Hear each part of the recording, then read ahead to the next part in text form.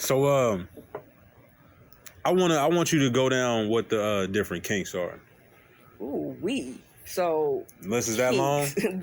There are well over 300 kinks. Yeah. Well over 300 kinks. There are like some very basic ones that I like to point out that people are not aware that they're kinks. Okay. So we'll talk about sensory play. Sensory play is, you ever That's see the people... thing with the No. The roller. I seen you had like a spike roller. So that is part of sensory play. But just to bring it back to like bedroom 101, not to scare people. Sensory play is really taking your time to examine the skin and be playful with it, like using the feathers, really rubbing and getting the skin sensitive, and then using different mediums to satisfy your partner. Yeah. So blindfolding and getting some good rubbing in, and using different types of mediums, or like you said, I have spiky things. You can use spiky things or smooth things or things that tickle or things that are hot, things that are cold. It's really a type of foreplay that you can incorporate. So that's sensory play, when you're really tantalizing the senses. It's like ASMR before ASMR was ASMR. Because it's sensory stuff. Like, you know what ASMR is, right? No. It's like people get bubble wrap and they go to a real sensitive mic and just pop the bubble wrap. Some people like find that satisfying, or cutting something perfectly in half and then cutting that in perfectly in half. Like, okay, I'm getting a better understanding now, because at first I was just like, man, why everything look like it hurt so bad, man? Because you have to know, again, I'm a trained professional in BDSM, because I literally take the time to identify, touch all my tools. I've used all my tools on me. Someone who is completely new, I can take, and I won't scare them, but I can do these things to them, and they will walk away with a different experience, because you have to be able to deal with people who are newbies and people who are very experienced. Like for the newbies, I probably would never use that spiky thing on them, because I have one that's real thin, and then I have one that's thick. The thick one is probably one that you saw, because I posted that one recently. So just knowing what it is that you're using. The other big thing in BDSM right now, and for Bedroom 101, is bondage. A lot of people don't even realize they're into bondage, but if you want to get tied up, if you want to use handcuffs, if you want to be, well, this might be a little extreme, but I don't think y'all do this on this side. People use plastic wrap. People want a plastic wrap. It's a quick way to bond someone instead of using handcuffs. If you don't have handcuffs, you can use cling wrap and wrap somebody's ankles. So things like barbed that. Wire, man. Whoa, wait a minute, hard limit. There's no barbed wire. Just roll yourself up in barbed wire, man. No. That's sensory right there. That's supreme sensory. Supreme sensory, man. No. Or some other ones that people might not know are. Some other ones that people might not know, well, they do know, which would be impact play. And impact play is really something hitting the skin. And that can be anything from a hand to a paddle to whips, whatever that is. So a lot of women enjoy spankings, but a lot of men, I find, like spanking in the midst of sex. Themselves or somebody else? Someone else. Like, think about that. Like, how many times have you actually slapped an ass, like, in the middle of, like, sex? Yeah. And you're like, why did I do that? Why did you do that? I think it's something you just see on TV a lot. So I actually teach professional spanking classes. Really? Yes. Yeah. And they're fun. Where can people find your classes at? How can they book with you?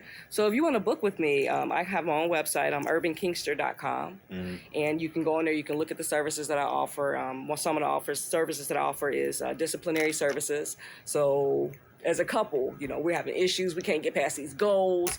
My wife is the reason why we can't do this. So can you come over? We're going to set some goals. And then, next Friday, I'm going to come and check on these goals and see how these goals look. And if these goals aren't, then we got some discipline. And for me, I'm a disciplinarian. That could look, it can look corporal. It can look public. It can look whatever it is within the confines of what we've negotiated. So once I sit down and we have that initial conversation and I say, I'm going to come and check on you. In a week, if you ain't did what you were supposed to do, I'm going to spank you. They're not going to do what they're supposed to do then. That's what they want you to do. Some actually are serious. Some people really do need that push. Like I've seen that some people really do need that discipline in order to like get over certain humps or to like relieve anxiety. Yeah, I can see that. It's like getting a trainer or something like that. Exactly. Like, I know I'm not gonna work out, man. Please just tell me to do push-ups. But if I do certain things to you, there's a good chance you're gonna second guess trying to not achieve that again. That's interesting, man. Because again, I can make it feel good, but I can also make it feel very painful. So people out here real live want to get adult spankings for being disciplined. Absolutely. Really want discipline out of this. It's not nothing sexual sometimes? No. Sometimes it's real discipline. BDSM is not necessarily a sexual lifestyle. Yes. It looked too painful, some of the stuff, to even be like arousing. And that's because it's perception. It's perception. Like, I have videos that I can show you off of here that you'll get a chance to see like an actual spanking, and you'll see like how seductive it is. Or like if I do like a choking scene can be very intimate because literally, like when I'm doing a choking scene, I get very close with somebody, and I'm usually face to face, and I studying their face, and it becomes very intimate. So yeah, it doesn't necessarily have to be painful. Choking. The choking. What is what do you get? Can you give like some background? Like what do you think people get out of that? What do you get out of that? Sure. Do you do it hard? Because in my mind, I'm like, man, they trying to set you up to call the police on you, man. Don't choke her, please, bruh. Do not do it, bruh. I like to be choked and then call the police. It's role play. Like, no, bruh, don't do it. Choking, also known as asphyxiation. Yeah. Yes, I do choke hard.